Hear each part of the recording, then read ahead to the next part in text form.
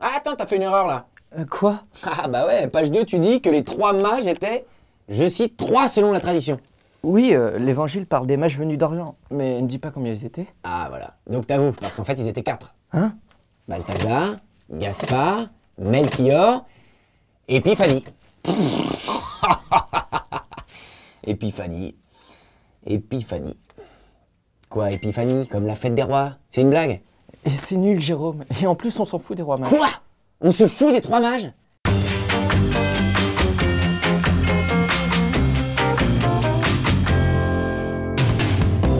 Question essentielle s'il en est que celle de la véritable histoire historique des 3 mages. C'est pas le sujet, Jérôme. On devait expliquer que le Christ est venu pour toutes les nations. Ah ouais? Et c'est quoi le signe de ça?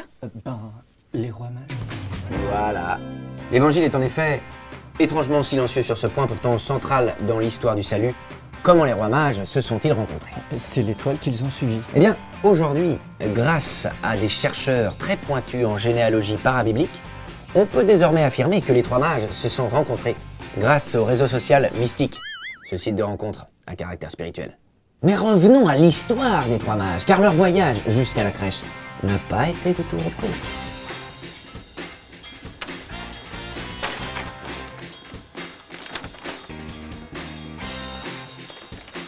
L'étoile. Parle de l'étoile. Ouais, j'y viens.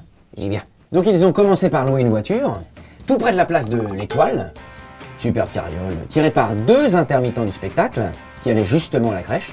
J'ai nommé Franck Leboeuf et Bob Dylan. Ces derniers qui, soit dit en parlant, ont été les tout premiers au monde à tirer les rois.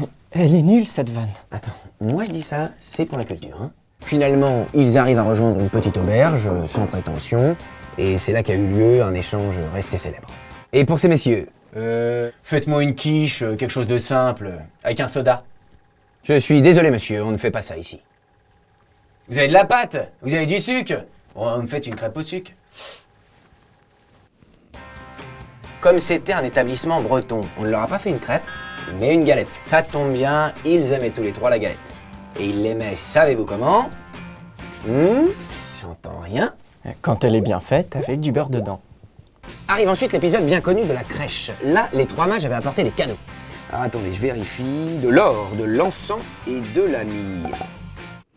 Mais c'est quoi ces cadeaux? Je vous le demande. Ils pouvaient pas lui offrir une panoplie de Spider-Man comme tout le monde? Oh, je sais pas, moi. En plus, c'était pas mon idée, alors.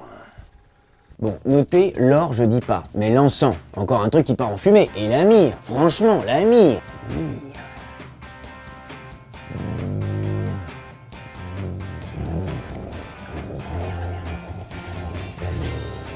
Ah, la myrrhe!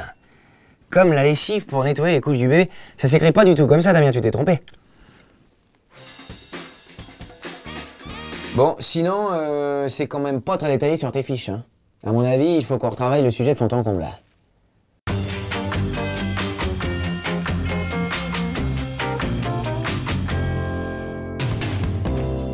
Ils aiment beaucoup le 3 mages blancs.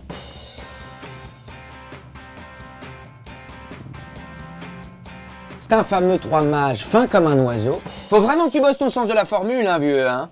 Parce que là, je reprends tous tes brouillons. Si votre 3 mages se rapporte à votre plumage, oh, c'est bon ça.